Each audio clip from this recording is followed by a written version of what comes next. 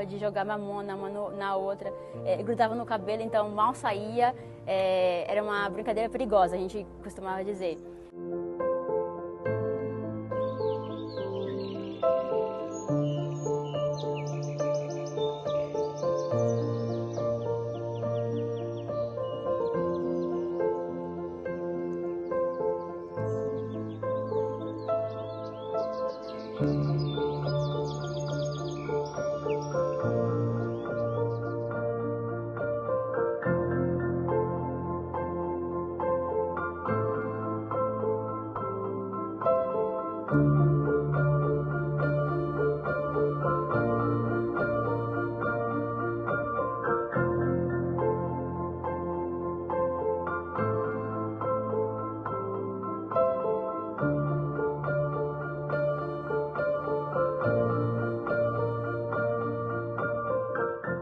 Olá pessoal, estamos começando a mais um quadro Pode da Bernardes. Hoje nós estamos com um dia de visita e uma visitante que passou por uma situação bastante chata, bastante desagradável, e ela vem dividir com nós a história dela. A história dela repercutiu bastante nas redes sociais, bastante de vocês vão saber, vão lembrar, e quem não conhece, quem não viu a história, vão lá depois na página dela para vocês conhecerem e, de certa forma, se revoltar com o que ela passou. Nós estamos com a Camila. Tudo bem, Camila? Tudo bem. Tá nervosa? Um pouquinho. Conta pra gente como que foi a sua infância. A gente pode começar assim pra conhecer melhor você? Pode. Como foi sua infância? Minha infância foi bem, como eu posso dizer... Tranquila? Não, né? Fui criada pela minha avó. E minha mãe também já foi presa. Meu pai também, né? Minha mãe foi presa por causa do meu pai, na época ela era casada com ele. Então, a minha vida começou conturbada daí. Que é minha irmã mais velha, minhas irmãs mais velhas que cuidam da gente, as menores. E minha avó, que criou a gente. Aí, Você estudou? Estudei. Começou a trabalhar novinha? Comecei a trabalhar com 18 anos. Chegou a ser presa, não? Não, graças a Deus, Nunca se envolveu com nada errado? Não. E aí você iniciou a vida trabalhando com o quê?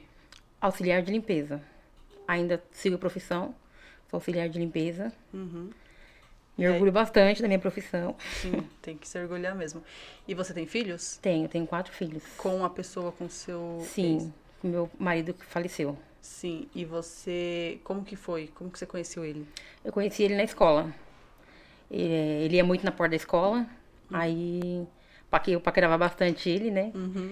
Aí ele foi preso, aí eu não tive mais contato com ele. Aí ele ficou foragido, aí eu voltei a ter contato com ele através de uma amiga nossa, né? Que hoje em dia ela não tá mais entre nós. Aí ela pediu pra mim escrever uma carta pra ele, pra ela, que ela não sabia escrever. Aí eu escrevi, aí ela falou pra mim escrever pra ele também. Aí daí eu comecei a ficar em contato com ele de novo. Através de cartas? Através de carta. Aí nessa época eu tinha uns 15 anos. Novinha. Aí eu fiquei uns 3 anos conversando com ele por carta. Aí quando eu fiz 18 anos, eu comecei a visitar ele. Ele ficou quanto tempo preso, total? Total, ele ficou 16 anos preso. Bastante. Aí esse primeiro período que ele ficou preso, você começou a visitar ele, depois ele ficou quanto tempo mais até ele sair? Até ele sair? Olha, ele saiu em 2015, na primeira saidinha dele. E não voltou? Não voltou. Ficou foragido com você? Ficou foragido, na primeira saidinha. Tá, e aí, se você não quiser falar, não tem problema, mas o que ele foi condenado por quais crimes? Homicídio. Por isso que teve uma pena alta, né? Sim, ele pegou 35 anos. Bastante. E aí, como que se deu essa situação até chegar na fatalidade? Ó, eu fiquei visitando ele 10 anos. Aí ele veio... A gente teve nossos filhos, né? Quando eu tive a minha última filha, a de 6 anos, ele começou a ficar doente. Preso, né? Preso. Aí ele falava que era dor de garganta. Sempre era uma coisinha assim. Eu não levava a sério, né? Que se trata com dipirona, né? Isso. Que é isso que eles fazem. Era o que era o medicamento que eles passavam para ele, dipirona. Aí ele pedia pra me levar medicação. Ele não... E eu não levava a sério, achava que era manha de preso, né? Aí ele foi ficando, se agravando. Ele começou a perder a voz, não conseguia conversar. nesse primeiro momento, quando ele começou a dar sintomas, ele teve assistência médica? Não, nenhuma. Mas ele pediu, ele solicitou? Pedia. Ele vivia pedindo. E pra você levar remédios pra ele era fácil? Não. Eu ligava muito na assistente social da unidade. Ele daí falava que ia verificar, que ele já tinha sido medicado, mas era só de pirona mesmo. E o remédio também que você poderia levar era de pirona? Sim. Era a única coisa que eles liberavam. Tá, aí foi se agravando a situação dele. Aí depois, com o passar do tempo, ele diagnosticaram ele com tuberculose. Aí ele ficou isolado, cuidava Depois de de quanto tuberculose. tempo, mais ou menos, do início dele começar a reclamar da garganta até ter um diagnóstico? Acho que 1 ano, mais ou menos. Foi bastante tempo. Meu Deus. Que falaram que ele estava com tuberculose, né? Que aí eu não visitei, porque ele ficou isolado, tudo. Acaba sendo pior, né? Porque o Sim. familiar não tem acesso, não sabe se realmente está sendo tratado. Aí ele emagreceu bastante, não conseguia conversar, ele perdeu a voz. Aí ele, com muita luta, que a gente conseguiu trazer ele para São Paulo, que é pro hospital penitenciário. Aham. Que ele veio. Também não... Não. Só Jesus. A gente chama de açougue, né? Açougue humano ali. Exatamente. Eu nem sabia que existia esse hospital, na realidade. Eu vim conhecer através quando ele foi pra lá mesmo. Que aí eu vi muita gente morrer, marido de amiga minha falecer. Aí ele foi ficando doente, foi se agravando. Também a gente não imaginava que era câncer. Você tinha acesso aos diagnósticos dele? Você conseguia? Não. No dia que eu tinha viajado, que era final de ano, eu tinha ido pra viajar por causa das festas natalinas. Aí eu fiquei 1 mês fora. Aí eu fiquei 1 mês sem visitar ele. No dia que eu voltei, que ele tava na UTI, que o medo dele era eu ir pra UTI. No dia que eu voltei, ele tava na UTI. Aí que a médica me chamou, na hora que eu tava saindo da visita, e falou, tipo, olha, seu marido tá com câncer. Tipo, assim. Aí eu saí de lá, sem saber. Desnorteada. Isso. Porque inicialmente você sabia que seu marido estava sendo tratado por conta... Tuberculose. E ele foi tratado com tuberculose estando com câncer? Sim. Ele tratou ele Ou como seja, tuberculose. Um tratamento totalmente equivocado. Sim. Quando ela falou, tipo, foi um baque pra mim. Eu saí Ele falou que tava desnorteada. com câncer do quê? Pulmão. Ela falou que era no pulmão. Só que tinha muitos anos que ele não fumava. Muitos anos mesmo. Aí falaram que também que era por causa de que era de família, né? Que a minha sogra faleceu também de câncer, a mãe dele. Mas até hoje não acredito. Não Poderia ser, acredito que foi câncer mesmo. mas a morte dele foi... O que eu posso te dizer? Acho que foi adiantada a morte dele. Ele poderia morrer de câncer na fase lá, tudo? Sim. Mas não era naquela época que ele ia falecer. Por que você fala isso? Porque, primeiro que entubaram ele. Aí nisso ele tava muito fraco. Quando for entubar ele, isso eu falo porque eu tenho até hoje também, todos os recados que os presos de lá mandou pra mim falando o que aconteceu. Eu guardo todos os pipas. Falaram que ia entubar ele. E o medo dele era ser entubado. Que todo mundo que entubava morria. Aí falaram pra mim que na hora que ele levantou, falaram que ia entubar, ele levantou da cama. Aí ele tinha foto das crianças, aí ele como ele não conseguia falar, ele mostrou a foto das crianças e ficou falando, tipo, não me entuba porque eu tenho meus filhos. E mostrando a foto das crianças. Implorando pela vida. Aí disse que ele caiu. Nisso que ele caiu, ele bateu o peito. Aí tem aquelas escadinhas de subir na maca. Quando ele faleceu, ele tava com corte aqui, um buraco aqui, e uns hematomas aqui, assim. Da intubação, provavelmente. Acredito que sim, né? Aí ele não me falava. Não, quando eu fui lá no hospital, eu tava numa festinha de criança do meu sobrinho, preparando tudo, né? A gente tinha ganhado o induto humanitário. Nossa. O Bolsonaro tinha acabado de assinar o induto humanitário, que preso em fase terminal poderia cumprir em casa. Meu Deus, E era época de carnaval. Se ele tivesse ido pra casa, talvez não teria nem morrido. Sim. Ou demorado até mais, né? Era época de carnaval. Aí eu visitei ele no domingo, que foi quando a médica me falou. Aí quando foi, a outra visita era na quarta-feira. Aí eu fiquei ansiosa. As visitas no hospital é durante a semana? Domingo e quarta, lá. Aí eu fiquei bastante ansiosa, né? Pra dar a notícia pra ele e que eu queria trazer ele de volta. Pra dar notícia de que você conseguiria trazer Que ele ia pra vir embora. casa. Porque quando eu fui no domingo, ele tinha falado pra mim que era pra me ligar pra advogada, que ele ia ganhar. Ele já sabia que ele ia sair. Sim. Aí, quando eu cheguei na semana, acho que foi na segunda, que a advogada me ligou falando que ele tinha ganhado, que tava só esperando chegar o papel lá pra eles liberar ele. Aí eu fiquei ansiosa pra quarta-feira. Nossa. Aí quando me ligaram procurando a mãe dele. Aí eu falei, não conheço ninguém com esse nome aqui. Falei, né? Aí depois eu falei assim, você tá atrás de quem? É sobre o quê? Ela pegou, a moça pegou e falou assim, você conhece o André? Eu falei, conheço, meu marido. Aí você é a Camila? Eu falei, sou. Ela falou assim, você tem que comparecer aqui no hospital. Aí na minha cabeça já começou a vir várias coisas. Mas de ruim ou de bom? Os dois. Porque ele gostava muito de fazer surpresa. Ele já sabe, então ele tá fazendo surpresa pra ir buscar ele. Sim. Aí depois falou, não, aconteceu alguma coisa, acho que ele morreu. E ficava nessa loucura na minha cabeça. A última visita que você foi ver ele já tava muito debilitado? Tava. Você já esperava que ele realmente morresse? Acredito que não.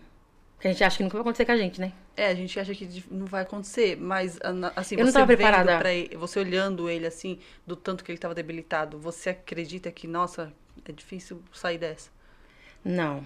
Não tava acreditava, debilitado a esse ponto. Não, ele tava muito. Pra quem conhecia, ele tava só pele e osso. Ele tava conseguindo levantar, se alimentar? Não, nada. Pra ir no banheiro, eu tinha que ajudar ele. Mas na minha cabeça, eu não queria colocar isso na Ia cabeça. ficar bem, ia recuperar. Aí eu fui, pedi, meu cunhado me levou. Aí foi a minha mãe que foi comigo. Quando eu cheguei lá, eu já dei de cara com o carro do IML. Aí eu já fiquei assim. Aí eu falei que tinham me chamado e tal. E o funcionário falou que era pra me aguardar. Na hora que eu cheguei na grade, assim, do guichê, aí o rapaz do ML também chegou junto. Aí ele veio com o papel dobrado. E no meio do papel eu só consegui ver o primeiro nome, André. Nossa. Aí eu já me desesperei. Aí não deixaram a minha mãe entrar, eu tinha que entrar sozinha. Quando eu cheguei lá, me colocaram numa sala. E as coisas dele atrás da porta. Pra mim não ver. Aí falaram pra mim, né, falando tudo o que aconteceu, tal, que ele não tinha aguentado, aquelas conversas de médico. Sim. Aí eu surtei. Quis quebrar tudo dentro da sala. Surtei, comecei a xingar os funcionários. Fiquei louca mesmo. Perdeu o Aí sentido. saí chorando. Aí quando chegou lá, eles falaram as coisas pra mim, só que eu já não sabia nem que eles tinham falado pra mim mais. Aí eu perguntei pra funcionária qual ML que eu iria. Aí ela falou, não sei, procura. Falou pra mim. Mentira. Você foi maltratada desse ponto. Aí falou pra nesse mim, momento. procura. Que foi a mesma funcionária que tava junto e eu xinguei. Aí foi ela que veio me dar a informação. Aí eu peguei e saí com a minha mãe e a gente começou a rodar os ML. Aí a gente foi no Mandaqui e foi num, acho que outro. Quando chegou no outro, o rapaz que estava lá falou assim, não, moça, me dá o nome que eu procuro pra você. Aí eu dei o nome e ele falou que tava naquele central. Que eu não... No primeiro ML que você foi, eles nem se preocuparam em procurar. Não. Total Aí- descaso também, né? Você Cheguei- falou que era preso? Você já sabia. Ele Por sabe. isso que eles fazem isso. Aí, quando eu cheguei no ML, a moça falou pra mim que eu podia ir embora, porque como ele veio sem documento da penitenciária que ele tava pra cá, a pasta dele tinha ficado lá, ia ter que bater digital pra reconhecer ele. Aí ela falou, vai embora, que senão você vai tomar chá de cadeira aqui. Quando eu estiver pronta, a gente liga. Aí eu fui embora pra casa, aí veio aquele desespero por causa das Destruída. crianças, tudo. Aí quando eu cheguei em casa, o meu filho já, tipo, acho que percebeu, né? Meu filho, Ele tinha quantos anos, seus filhos, na época? nossa, acho que eles tinham uns 12 anos. Nossa, já era grande. Eles visitavam o pai? Sim, Super apegados. todo final de semana que eu ia, eles iam junto. Aí ele, como tava tendo a festinha do meu sobrinho também no dia, aí que eu entrei, tipo, eu cheguei, entrei pra dentro do quarto pra não chorar, tentando não chorar na frente E deles. estragar a festa, né? Aí uma amiga minha tava me esperando quando eu cheguei, aí na hora que ela me abraçou, eu já não aguentei, comecei a chorar. Falava pro meu filho, vai brincar, vai pra festa. Ele não ia, não, eu vou ficar aqui com você. Aí um amigo meu, né, da onde eu moro, que é um vereador que me ajuda bastante, ele me levou de volta. Quando foi à noite, ele me levou de volta pro ML. Aí chegou lá, liberei o corpo, só que eles não deixaram eu reconhecer, Por quê? por causa do machucado. Aí ele pegou a roupa e falou que eu ficava de longe da porta. Aí o rosto dele tava virado, então eu reconheci Você não ele. conseguia ver. Aí falaram pra mim, quando a mulher me entregou as papeladas, tudo, que era pra mim no cartório, aí ela falou que o caixão tinha que ser lacrado. Aí eu não entendi, tipo, morreu de câncer porque lacrado. Aí fica aquilo na cabeça. Aí levei mais um chá de cadeira, eu, minha mãe, a prima dele e meu filho, no cartório. Como que funcionam os absurdos, abusos, né? Eles tentando esconder erro Sim, deles. porque ele tinha caído. O rapaz falou pra mim que acho que ele morreu mais por causa da queda, que foi forte. Por ele estar fraco, ele bateu o peito. E os médicos viu ele levantando e permitiu. Sim. Aí ele pegou, aí eu fiquei lá até 3 horas da manhã, esperando liberar as papeladas, tudo.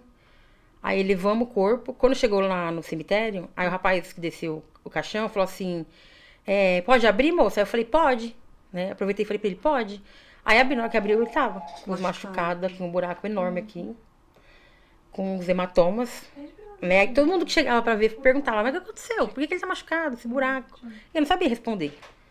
Não sabia o que falar. Imagina sua cabeça na hora, vendo seu marido ali morto e machucado. Sim. Aí depois que eu enterrei ele, que aí eu fui começar a ir atrás, saber o que tinha acontecido. Os presos mandou um monte de pipa pra mim, falando o que tinha acontecido lá Na hora, no na momento. UTI. Aí que eu comecei a ir atrás. Ele, depois que ele foi entubado, quanto tempo ele morreu? Do período que foi entubado até a morte? Você sabe, não? Não sei te dizer. Mas Mas foi rápido. Foi muito rápido. Foi muito rápido a morte dele. realmente foi um açougue. Foi. Fizeram com seu marido. Foi. Eu vi ele, tipo, no domingo. No domingo, quando você viu ele estava conseguindo se comunicar com você? Sim, tanto que ele, na hora que a médica me parou e falou comigo, ele me chamou de novo e perguntou o que ela tava falando. Aí eu falei, nada. Ele já sabia que o diagnóstico dele era Não. de câncer? Aí quando ele me chamou de novo, porque ele viu que a médica me chamou de canto, aí ele me chamou de novo. Aí ele perguntou o que ela te falou. Eu peguei e falei, nada. E pedi sair. Eu só queria chorar. Gente, que absurdo. O rapaz ficou nesse hospital quanto tempo? Ó, ele chegou em novembro. Ele chegou em novembro em Pinheiros. Aí ele passou acho que uma semana em Pinheiros. Passei vaga lá no CLC.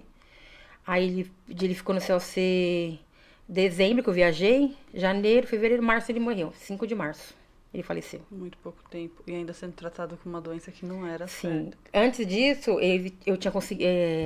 Que o hospital falava, né? Aí ele perguntou se queria que liberasse as crianças, que lá não pode entrar criança. Se queria que liberasse as crianças, aí eu consegui liberar a autorização dos meus 2 mais velhos entrar. Aí ele viu, ficou lá numa salinha. Quando eles pediram pra levar os filhos, eu já imaginava que alguma coisa tinha. Tá bom. Aí viu, ele ficou lá numa salinha com a psicóloga, com as crianças. Aí ela falou que ia tentar as pequenas.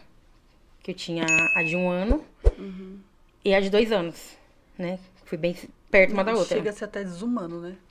Aí não deu tempo dele ver. Tanto que hoje em dia, pra ela, na cabeça delas, o pai delas é só de um antigo relacionamento meu.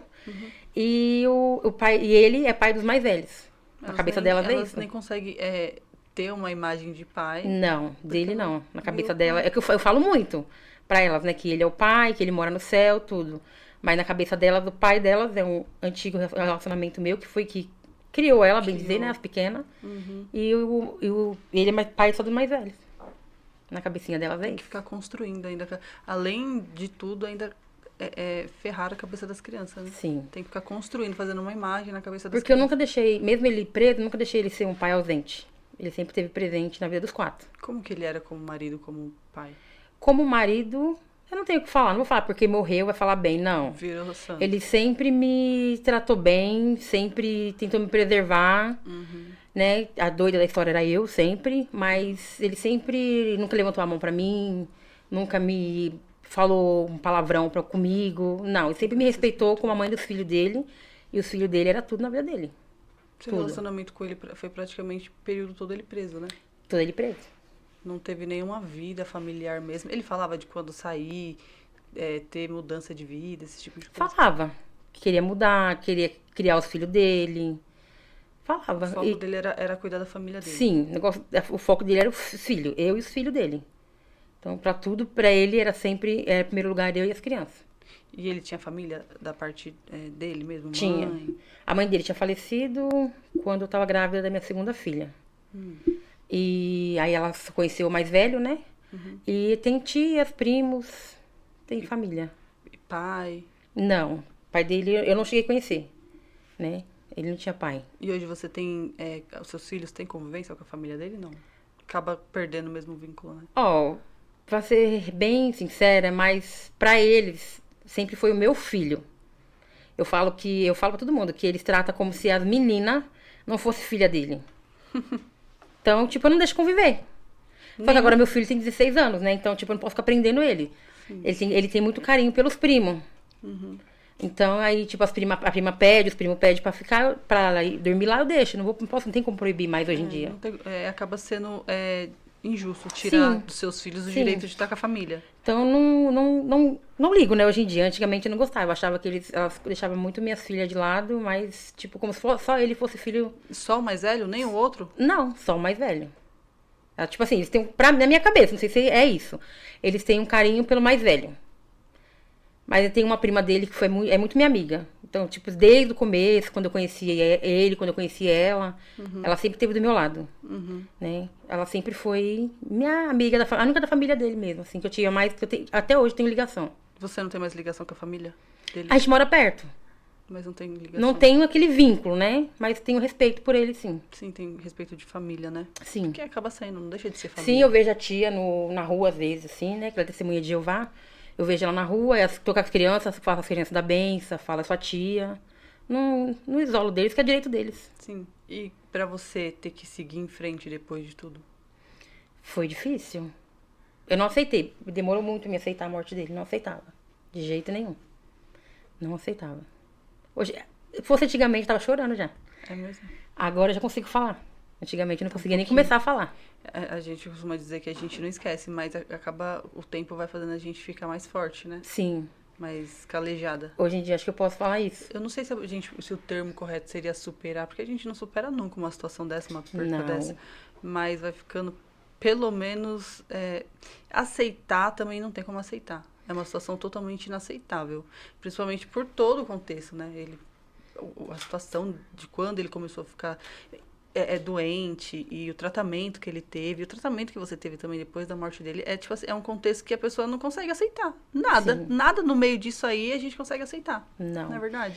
Não posso falar hoje em dia que eu aceito. Se eu puder, eu falo que se eu pudesse, ele estaria aqui comigo. Se eu tivesse, às vezes eu falo, se Deus me desse uma oportunidade, uma escolha, era ele que eu estaria de volta, né? Né? Pelos meus filhos. Sim. Eu sempre fui mãe e pai, mas pelos meus filhos, eu estaria ele de volta hoje em dia se eu pudesse. E isso, tem que viver, né? Sim, não tem o que fazer. Fiz muitas amizades que eu tenho de lá até hoje.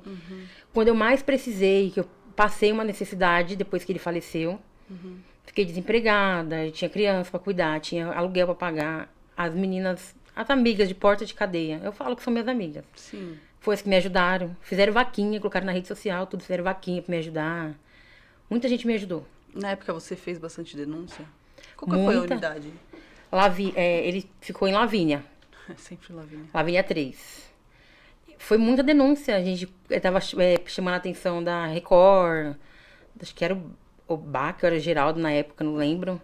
Mas a gente tentou chamar a atenção da mídia. Em algum momento, o diretor da unidade se preocupou em... Não. De esclarecer qualquer coisa? Não. Mínimo Nada. que fosse? Morreu, tira daqui e acabou. Isso. Ninguém se preocupou em... Não. Meu Deus. Inclusive, eu tenho uma amiga minha que, uma semana antes dele falecer, o marido dela faleceu. Ela mora na Baixada. Aí, ela não tinha condições de buscar o corpo.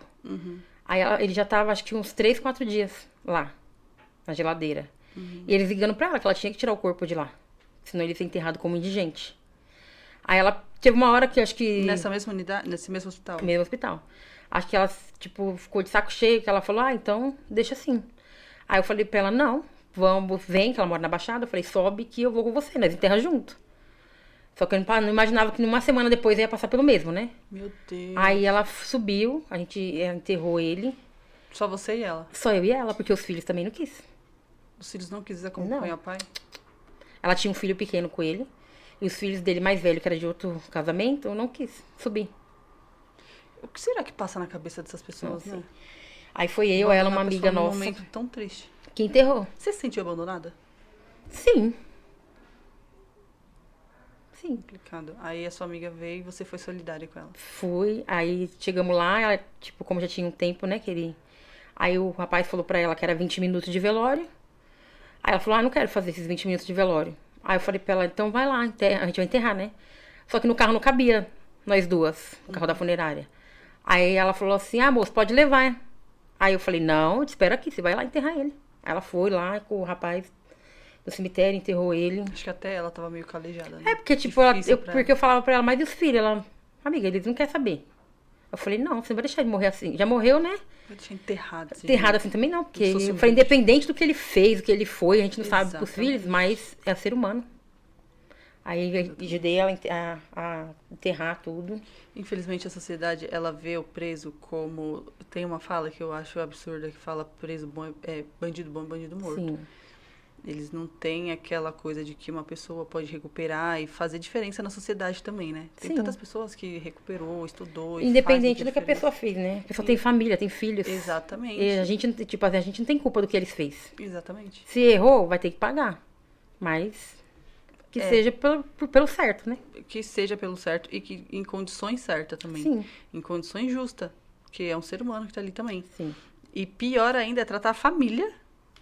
Assim, já é horrível a forma que eles tratam um visitante na porta da cadeia com o preso estando saudável. Aí, ver uma história que nem a sua, onde tratou uma questão de óbito da forma que te tratou, eu tô quase perdendo a esperança na humanidade. Ai, É complicado. quando eu vejo... Teve umas histórias recentes agora, né? Sim, bastante. Tem muito. Meu, e Lavínia tá sempre envolvida Sim. nessas histórias. Teve essa recente de Lavínia, que foi o marido da... Acho que é Natália, Nath, uma coisa assim, o nome da menina. Que eu me vi todinha na história dela. Repassando tudo, né? Voltou tudo na minha cabeça quando eu assisti a história dela. Eu vi um caso esses dias de uma menina que o irmão dela faleceu. Eu não tenho certeza exatamente, mas eu acho que foi Lavínia. E ela falando que o próprio diretor falou, seu irmão não sai daqui vivo. E o irmão dela tava saudável, tava normal. Eu e vi ele essa falando, história. seu irmão não sai vivo daqui. E realmente o rapaz morreu. Vai saber o que aconteceu de fato dos portões pra dentro, porque dos portões pra dentro a gente não tem como ter certeza de absolutamente nada, né? Verdade. E quem tá lá dentro vendo, às vezes um preso, ou às vezes até mesmo um familiar que vê certas coisas, tem medo de falar. Tem medo de falar, não consegue provar, porque não consegue entrar com um telefone, uma câmera, não consegue nada. Então, de certa forma, eles entendem que é melhor ficar quieto pra não sobrar pra eles também. E é onde acontece tanta coisa, Verdade. tantos absurdos. E seus filhos hoje, como que eles seguiram com isso? Ó, no começo, tivemos que passar em psicólogo. Eu acho que meu filho, ele é muito meu amigo. Seu mais velho? Muito meu amigo. No começo, eu acho que ele me culpou. Bem no comecinho. Que ele, tipo, deu uma revolta na cabeça dele, né? Sim. Chorava, me xingava. Parecia que eu era inimiga dele. A gente passou em psicólogo, tudo. Mas hoje, graças a Deus, todos nós, né? Estamos superados. Ele não é muito de falar. Eu que falo mais. Mas eles não é muito de falar no assunto. Não gosta eu acho que eles não gostam que toca no assunto. Acho que dói, né? Sim, Ainda a minha dói. filha, a mais velha, ela é muito de guardar as coisas. Quantos anos ela tem? 14 anos. Ela já é mais calada. Mas chegou vez dela ligar chorando, porque ela tava com a minha mãe. De ligar chorando porque sonhou com o pai, porque queria o pai dela. Imagina. Que o pai dela tinha falado com ela no sonho. Imagina Então, a falta acho que que hoje em dia, como eles estão adolescentes, estão mais amadurecendo, acho que eles entendem mais. Sim. Complicado. Eu vou pedir pra você deixar um recado. Pode olhar pra essa câmera e deixa um recado pra sociedade que julga ou pra essas pessoas que têm o poder de ajudar, médico, agente penitenciário, que tem o poder de fazer alguma coisa, de ajudar e que não ajuda. Enfim, o que você sentir no seu coração, de um apelo, o que você achar melhor. Eu até brinquei com a minha amiga, falei pra ela que uma pessoa mandou um recado pra mim falando assim, acho que é mentira dele e tal, ele não tá doente, né? Aí eu falei assim, aí até comentei com a minha amiga, eu falei, antigamente eu não acreditava também quando ele falava que tava doente, né? Achava que era frescura. Só que se você tiver seu parente preso, pai, filho, irmão, o que for, falar que tiver uma dor na unha, procura saber, vai atrás nas condições que você puder, fala, abre a boca. Faz alguma coisa, pelo Sim, amor de faz, Deus. não deixe, porque eu deixei, não acreditei, né? Mas faz o que você puder pra salvar o seu ente querido que tá lá dentro, porque pode ser tarde. Exatamente. Eu tive meu remorso, porque eu falava, por que eu não escutei? Por que eu não ajudei? Por que isso? Por que aquilo? Porque eu falava, quando ele me pediu ajuda, quando ele falava que tava ruim, que tava doente, que isso, aquilo, eu achava que era manha dele, que era frescura dele. Mas hoje em dia, se tiver com uma dor de cabeça, uma dor de dente, que for, vai atrás, procura seus direitos. Exatamente. busquem saber realmente quais Sim. são os direitos, façam barulho. Hoje em dia é muito fácil fazer barulho. Sim. Né? Façam barulho, liga, perturba até ele receber um atendimento mesmo. Porque existem diversas unidades que levam para hospitais da rua. Não Sim. tem a necessidade exata de ser o hospital da cadeia. Pode levar para outros hospitais de rua. Então, vão atrás mesmo, porque infelizmente a saúde na cadeia é muito negligente. É. É como a gente falou no começo, é tratada com dipirona. Todo tipo de problema é tratado com dipirona. Dipirona. E como a gente está vendo aqui, é um caso extremamente sério, onde foi diagnosticado com tuberculose inicialmente, e depois foi falado que foi câncer, foi tratado durante muito tempo como tuberculose, sendo câncer, né? Uhum. E, infelizmente, pode-se dizer que ele nem foi tratado. Não. Não é? Porque uma pessoa que está com um problema está sendo tratado com outro, ele não está sendo tratado. Infelizmente. E nesse hospital penitenciário, né, conhecido como CLC, morre muita gente. Muita gente. Na época que eu tava lá, muita gente faleceu. É que não é né? televisionado, né? Não. É uma coisa assim, que é que nem ela falou, é o açougue. Sim, É como se fosse, é um depósito de doentes. sim. Que ninguém quer saber, que ninguém tá olhando. Mas imagina. Morre. E se tanto você de for gente, procurar mesmo, investigar, muita gente morre ali. Muita gente. Às vezes eu vi esses dias falarem, meu marido vai pro hospital de São Paulo, né? Se eu sei. Chega aqui, fica no pé. Procura saber. Conversa com o médico, pede pra falar com a assistente social, porque você nunca sabe. Às vezes a pessoa chega que vai fazer uma simples consulta e sai de lá morta. Imagina, o tanto de a negligência, os erros médicos que ninguém tá olhando, ninguém Não. tá vendo e tá passando. Sim. Tá indo. E é isso, pessoal. Eu deixo vocês com esse pensamento, com essa história. Infelizmente, uma história muito triste. Não teve chance da recuperação, da superação. Superação a gente vê aqui só da parte dela, com os filhos que seguiu em frente. E fica também uma forma, assim, da sociedade mesmo, né? Olhar de outro lado, às vezes deixar o preconceito de lado e dar atenção onde realmente precisa, não é? Um grito de socorro, de certa forma. Tá bom?